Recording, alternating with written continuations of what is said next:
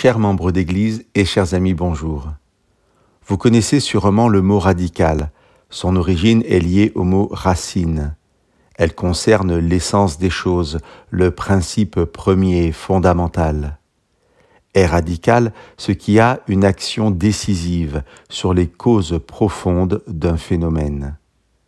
Je vous lis les versets 8 et 9 du chapitre 4 de la lettre de Paul aux Philippiens.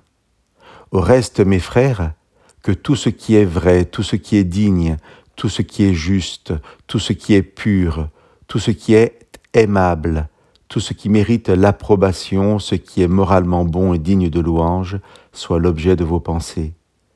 Ce que vous avez appris, reçu, entendu et vu en moi, mettez-le en pratique, et le Dieu de la paix sera avec vous.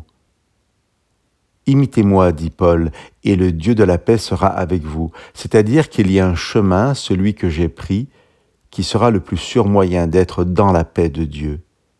Imiter Paul n'est pas une condition pour que Dieu soit avec les Philippiens, mais cependant c'est l'assurance de connaître plus sûrement la paix de Dieu et de vivre au demeurant ce qui est digne, juste, pur, aimable, etc. Je reviens à la définition du mot radical, qui a une action décisive sur les causes profondes d'un phénomène. Pour parvenir à ses fins, Paul a eu des choix des plus radicaux dans sa vie. Il a voulu agir sur les causes profondes d'un phénomène qui était sa séparation de Dieu et le mal qu'il faisait. Je vais vous lire les versets 3 à 11 du chapitre 3 de cette même lettre. C'est à mon avis un des passages les plus radicaux de toute la Bible. Paul témoigne de ce qu'il a abandonné, des choix qui furent les siens, pour être en communion avec Dieu. Lorsque Paul demande aux Philippiens de mettre en pratique ce qu'ils ont appris de lui, c'est de cela qu'il parle. Je ne commenterai pas ce texte aujourd'hui, je le laisse à votre réflexion et à vos prières. Je vous lis ce que Paul partage aux Philippiens.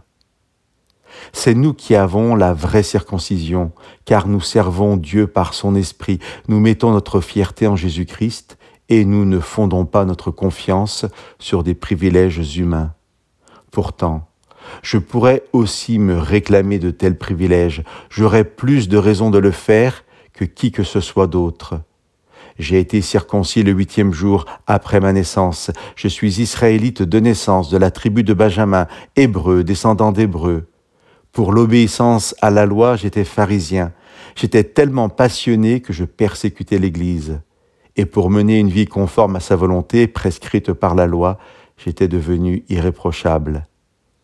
Mais ces qualités que je regardais comme un gain, je les considère maintenant comme une perte à cause du Christ. Et je considère même toute chose comme une perte en comparaison à ce bien suprême. Connaître Jésus-Christ mon Seigneur, pour qui je me suis privé de tout avantage personnel. Je considère tout cela comme des déchets, afin de gagner le Christ et d'être parfaitement uni à lui. Je n'ai plus la prétention d'être reconnu juste grâce à la loi. C'est par la foi du Christ que je suis juste, et je suis juste grâce à Dieu en m'appuyant sur la foi. Tout ce que je désire, c'est de connaître le Christ et la puissance de sa résurrection, d'avoir part à ses souffrances et d'être rendu semblable à lui dans sa mort. Et j'ai l'espoir que je parviendrai, moi aussi, à la résurrection d'entre les morts. Chers amis, que Dieu vous bénisse.